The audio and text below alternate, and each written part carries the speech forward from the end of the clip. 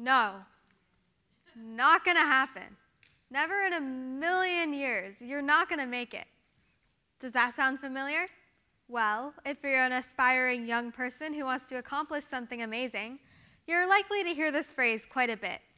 I certainly heard it quite a few times from the time I started my company, BLAMtastic, 6 years ago.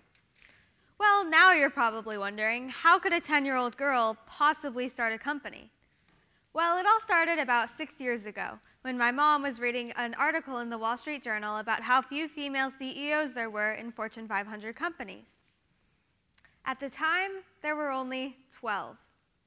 Considering women made up over 50% of the workforce, this number seemed inferior, minuscule. So she immediately showed the article to my sister and me, and she said, "Girls,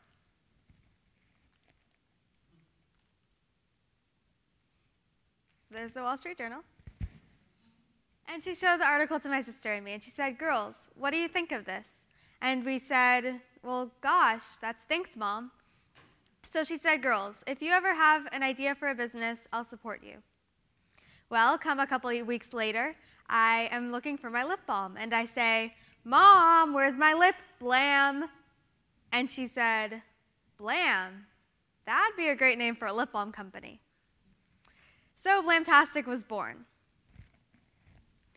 Our first step was we went in my lip balm drawer. And like any other fourth grade girl out there, I had exactly 24 tubes of lip balm sitting in there. And as we began to look through the ingredients, we noticed a common trend. They were all made of inferior ingredients, really low-quality products that were not natural.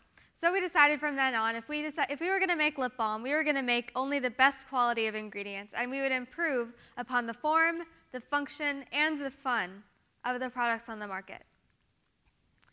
So we cooked it up in our kitchen. We ordered a bunch of ingredients off the internet, and literally with a pot and a spoon, we were cooking it up in our kitchen. And we ruined all of our pots in the process. But nonetheless, we came up with a really good product. It was all natural, and it was really good stuff. We had a great formula going, and that was our magic BLAMtastic recipe, our secret formula.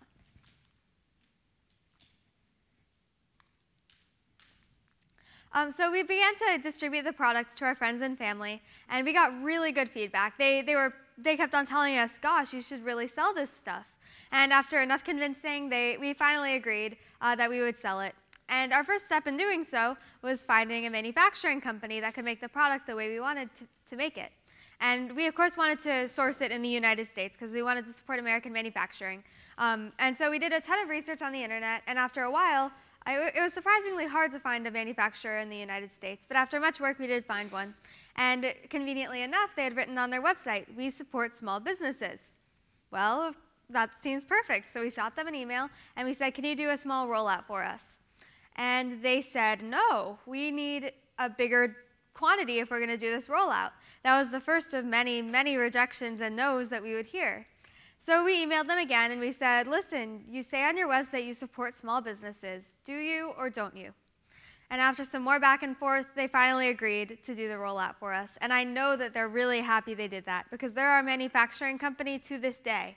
And in fact, we're about to outgrow them because they can't do the mass production that we need to be done as we roll out into bigger and bigger stores. So after we got our manufacturer set in place and we got our product, our next step was we had to sell the product. So we took it to a school fair, and we got incredible feedback there. We sold a ton of lip balm. And then we kicked it up a notch, and we brought it to a kiosk in the mall over the holidays. And we kicked butt there, too. So then we got into our first retail store, which, if I recall, it was actually a maternity store, go figure. And after that, we decided that we wanted to get into our first chain. And the way that we wanted to approach that was we would go into our local Learning Express. Learning Express, if you're not familiar with it, it's a boutique-y type toy store. And so we went into our local Learning Express to get a meeting with the manager. And she wouldn't even meet with us. She thought that we were too small, not worth her time. So we moved on from that. And a couple weeks later, we were at our first trade show, where we were doing pretty well. We got a few orders here and there. And all of a sudden, the Learning Express lady came by our booth. And she was blown away by our product. I had given her a sample. She loved it. She was hooked. She ordered for her store, and less than a month later, she reordered again. She had sold out of it so fast she couldn't even believe.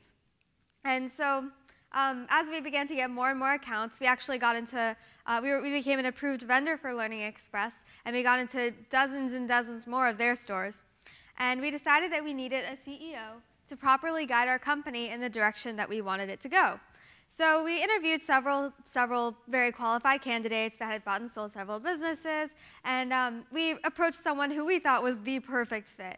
He had experience in the personal care industry. He was very successful. He just seemed like the ideal fit for our company. Well, that relationship turned from amazing to ugly really, really fast, because he sat across from us at one point and told us that we would never be worth his time and that we were too small for him. Well, fast forward about 3 years later, we are now sold in thousands of stores nationwide. We export to 3 countries internationally, and we're about to expand into one of the largest retailers in the world. We're doing our first rollout in December.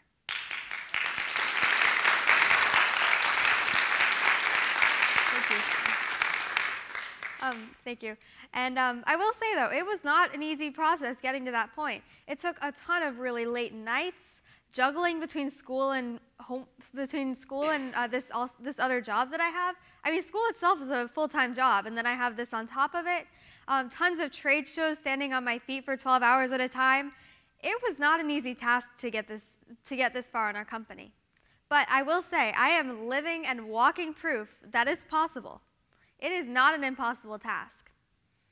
Another thing, any of those points where people told us no, the manufacturing company, the lady at Learning Express, the CEO, that one was really tough. He was a very qualified business person who told us that we couldn't do it. At any of those points, we could have given up. We could have said, I can't do this. But we didn't. We took those no's that people told us, and we used those as fuel to keep us going, to motivate us. We wanted more than anything to prove those people wrong, to show them that we can do it, because we knew we could. And after a while, we stopped hearing so many no's. They still come every once in a while, but we don't hear them so often. Instead, we hear the word yes. And it's a very distinct yes. I heard it a couple of weeks ago when I was speaking to a group of about 1,000 students in St. Louis about youth entrepreneurship. That's me in St. Louis. And it's an amazing feeling hearing that yes.